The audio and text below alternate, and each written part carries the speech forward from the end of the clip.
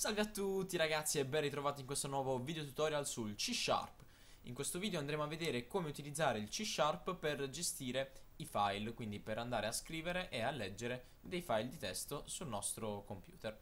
Quindi apriamo subito il nostro Visual Studio, creiamo un bellissimo nuovo progetto, ovviamente in C Sharp, un'applicazione console, che io chiamerò Pino, voi chiamatela come volete. E dopodiché andiamo subito a fare una cosa importante, anzi facciamone due di cose importanti. La prima è mettere una bella console.readline per evitare che la nostra finestra si chiuda. Quindi mettiamola adesso e poi la buttiamo giù così non ci pensiamo più. La seconda cosa importante, che è anzi è essenziale, è andare ad importare la system.io. La system.io non è altro che una libreria che contiene appunto tutte le istruzioni che ci servono per lavorare con i file. Quindi senza la system.io i file ve li potete dimenticare. Benissimo, una volta importata però avremo la possibilità di creare delle cose chiamate stream. In particolare quelle che ci servono sono lo stream reader, che serve per leggere i file, reader, lettore, e lo stream writer, che serve per scrivere invece i file. Quindi andiamo a crearci uno stream writer, lo chiamiamo F, e questo stream writer ci aprirà un nuovo file che chiamiamo prova.txt. Ok? Adesso lo andremo a provare. Prima però facciamo una f.close. Questo perché quando lavoriamo con i file dobbiamo sempre ricordarci che in questo modo noi apriamo il file, quindi il file, diciamo che dopo questa istruzione viene aperto e il nostro computer sta attualmente lavorando su quel file. Quando finiamo di lavorare su quel file dobbiamo sempre chiuderlo, altrimenti rischiamo di avere un file danneggiato, rischiamo di avere un file senza dati, oppure rischiamo anche che i dati che abbiamo scritto, tutte le cose che abbiamo fatto su quel file non vengano poi salvate, quindi tutte le modifiche non vengono salvate. Quindi questa f.close è importantissima. Ora con questa accoppiata noi potremo vedere come il file viene creato e ovviamente sarà vuoto perché non ci abbiamo scritto niente. Quindi avviamo il nostro programmino, benissimo. Quindi ovviamente lui adesso si aspetta la readline e andiamo a vedere dove l'ha salvato questo bel file, nel quale abbiamo scritto prova.txt. Prova.txt è il percorso del file. Ovviamente, siccome non abbiamo specificato nessuna cartella, lui andrà a creare questo prova.txt nella stessa cartella del nostro progetto. Quindi andiamo un po' tipo nella nostra cartella, che a me è C Sharp Pino. Ok, entriamo sempre in Pino. Dobbiamo andare esattamente dove c'è il file eseguibile, quindi nella cartella, questa qui, vedete, debug. Quindi andiamo in bin, debug. Vedete che c'è pino.exe e vedete anche che qua c'è un bel prova.txt, che ovviamente è di 0 KB perché è vuoto. Se lo apro non c'è niente. Però vedete lui l'ha salvato nella stessa cartella dove c'era il nostro file eseguibile. Facciamo finta invece che io lo voglia in un'altra cartella. Che ne so, magari in C giochi, la butto là. Quindi come faccio? Devo fare C, due punti, slash giochi slash prova.txt. Facciamo un F5. Dice che c'è un errore. Ah sì, perché lo slash va messo doppio, altrimenti fa cose strane. Perché in C, anche quindi nei suoi derivati, c'è la possibilità di usare dei caratteri particolari chiamati caratteri di escape, che sono tipo così. Quindi slash n per l'andata a capo, slash t per la tabulazione, eccetera eccetera. Quindi ovviamente se noi non mettiamo, se io metto tipo così lo slash, lui va a leggere slash p e infatti mi dice sequenza di escape non riconosciuta. Mentre per avere il carattere proprio slash dobbiamo usare il doppio slash. Quindi slash slash è un carattere di escape che significa semplicemente slash. Ok, quindi è una cosa che dipende dal linguaggio. E nel nostro caso appunto il C vuole che per indicare il carattere slash usiamo appunto il doppio slash. Andiamo a vedere se viene effettivamente creato nella mia cartella giochi. Quindi vado in C, giochi, voilà, prova.txt. Come vedete anche qui è vuoto. Proviamo a scriverci dentro qualcosa. Abbiamo ovviamente una serie di funzioni. Vedete, ne abbiamo 4. Quelle che vedremo sono la write e la writeLine, che servono appunto a scrivere all'interno del nostro file. Vediamo un po'. Quindi se io faccio una write e ci scrivo ciao a tutti e rieseguo, vado a vedere nella mia cartella. Adesso vedete che è di 1 kilobyte. E dentro che ci trovo? Ci trovo scritto ciao a tutti. Questa volta invece ci scrivo ciao a nessuno. Vediamo un po' che succede. Ovviamente chiudo il file.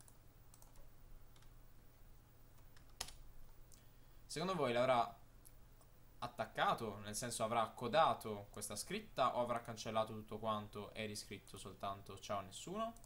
Lo scopriremo adesso. Come vedete ha scritto solamente ciao a nessuno. Perché? Perché quando noi apriamo uno stream writer, la prima cosa che lui fa è cancellare questo file a questo percorso qui e andarci a andarlo appunto a ricreare dal nulla. Quindi quello che lui ha fatto è stato cancellare il file che c'era prima, quello che ho scritto ciao a tutti, crearmene uno nuovo e scriverci dentro ciao a nessuno, come vedete qui. E se invece io volessi fare che il ciao a nessuno viene accodato al file, quindi senza cancellare tutto quello che già c'è, in questo caso devo specificare come secondo parametro di questo, del costruttore dello streamwriter un true. Questo true significa, come vedete, inizializza una nuova istanza della classe system bla bla bla per il file specificato bla bla bla. Se il file esiste è possibile sovrascriverlo o aggiungervi informazioni. Se il file non esiste, il costruttore crea un nuovo file. Quindi vedete che quando utilizziamo il doppio parametro, dove il secondo è un parametro booleano, cioè un vero o falso, in questo caso lui, se il file esiste, lo sovrascrive o aggiunge le informazioni. Se scriviamo true vuol dire che va ad aggiungere le informazioni. Se scriviamo false va a cancellarlo e a riscriverlo. Se il file non esiste, ovviamente ne crea uno nuovo e ci scrive dentro. Quindi io adesso ci scrivo ciao a qualcuno, premo F5, vediamo che succede. Qua mi dice che il file è stato aggiornato. Vedete, mi ha scritto ciao a nessuno, ciao a qualcuno, solo che è venuto attaccato, è un po' bruttino. E allora come potrei fare? Potrei fare o mettendo uno spazio qui e ovviamente anche qui per distanziare dalla frase precedente. Quindi vediamo un po'. Eh sì, infatti vedete. Oppure, ancora meglio, perché accontentarci di uno spazio quando possiamo avere una bella andata a capo con una writeLine. Quindi chiudo il file, vediamo un po'. Me l'ha scritto comunque attaccato. Strano, perché me l'ha scritto attaccato? Provo a riscriverlo, a rieseguirlo. Ok, ve lo spiego subito perché me l'ha scritto attaccato. Perché con la write non abbiamo il terminatore di riga, cioè, o meglio, non abbiamo l'andata a capo alla fine di una stringa. Quindi quando io avevo fatto prima la writeLine, lui non me l'aveva ovviamente mandato a capo, perché sulla linea precedente non c'era un'andata a capo già messa. O meglio, ora non consideriamo questo ciao a qualcuno, consideriamo questo ciao a qualcuno, che è quello che ho scritto io con la writeLine prima. Prima di questo ciao a qualcuno, qui non c'è un'andata a capo, c'era uno spazio, perché avevo usato la write prima ancora. Quindi la write non piazza un'andata a capo a fine riga. Quindi anche se io poi ho usato la writeLine nel penultimo tentativo, perché l'ultimo ce l'ha messo qua, il penultimo tentativo non si è trovato un'andata a capo qui e quindi ha continuato a scrivere. Adesso però, dopo nell'ultimo tentativo, l'ultimo tentativo si è trovato l'andata a capo qui e infatti vedete che ha scritto qui.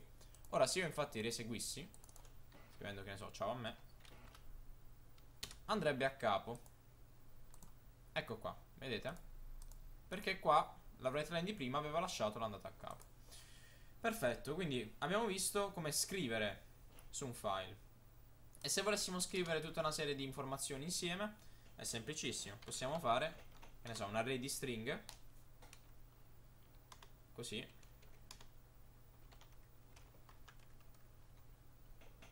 Pizza, polpette e boh, che ne so, pino, già che ci siamo. Ok. Dopodiché a questo punto abbiamo due opzioni. Se vogliamo usare sempre le funzioni dello stream writer, possiamo fare un ciclo for each e diciamo per ogni stringa, oh calmino, per ogni stringa, che ne so, L in S, mi fai una write line di L. E quindi lui andrà a vedere per ogni stringa del vettore che c'è nel vettore S, mi farà la write line di quella stringa lì. Vediamo.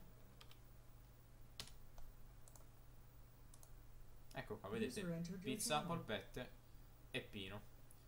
Perfetto. Se invece io non volessi usare lo stream writer, potrei utilizzare una funzione della classe system. Anzi no, forse non c'è neanche bisogno di scriverla così estesa, della classe file, che è la file.write all lines. Ecco, me l'ero persa. Benissimo, la file.write all lines vuole due parametri. Uno è il percorso del nostro file, potremmo copiarlo da qui per esempio, e l'altro è l'insieme, quindi un vettore con tutte le righe da scriverci, così. Quindi ora commento questa, cambio la seconda parola, ci metto paperino e rieseguo, vediamo che succede. Attenzione, va in errore. Perché? Perché dice è già in uso da un altro processo, il file è già in uso da un altro processo. Quindi se vogliamo utilizzare la file.writeAllLines dobbiamo farla esternamente, quindi non possiamo farla mentre non abbiamo ancora chiuso il file, quindi mentre il file è ancora aperto, la dobbiamo fare esternamente. Vediamo un po' cosa è successo. Tadan! Ha cancellato tutto quanto ovviamente. Perché? Perché la file writeAllLines dice che crea un nuovo file, scrive e poi lo chiude. Vediamo se c'è anche qui un parametro per l'append. No, non c'è. E se facessimo tipo la append on lines, che sarebbe anche meglio, avremmo la possibilità ovviamente di aggiungere le righe al nostro file. Pizza, stavolta ci scrivo così a caso.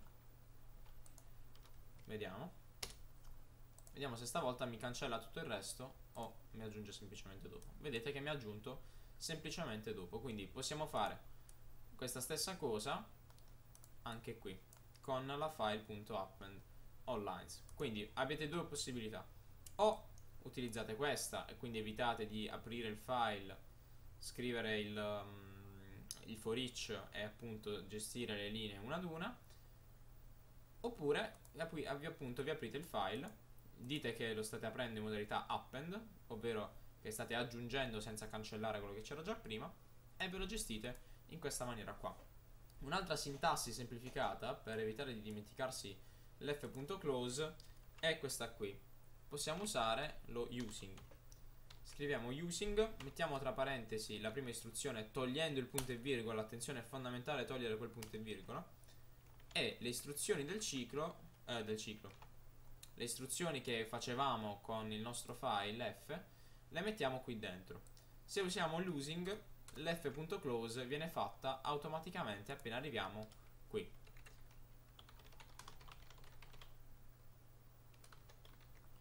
La fa direttamente la using, quindi non c'è più bisogno di scriverla qua sotto.